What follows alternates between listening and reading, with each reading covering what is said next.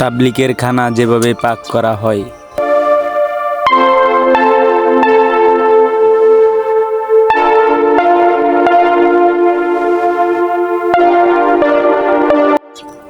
এই যে এটা হইতেছে ডাল, এর নিচেরটা হইতেছে ভাত, আমরা ওইখানে মাংস পাকাইতেছি।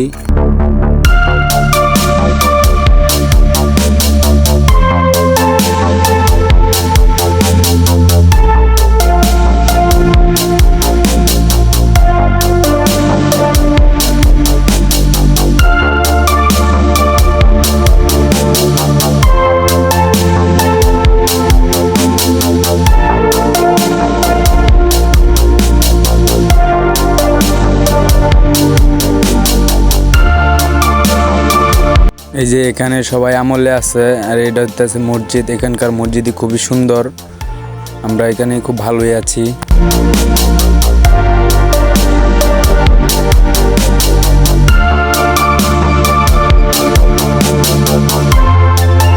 আমার বন্ধু বলতেছে যে মাংস দিয়ে দেয়া দাও, আমিও মাংস দেওয়া শুরু করে দিলাম।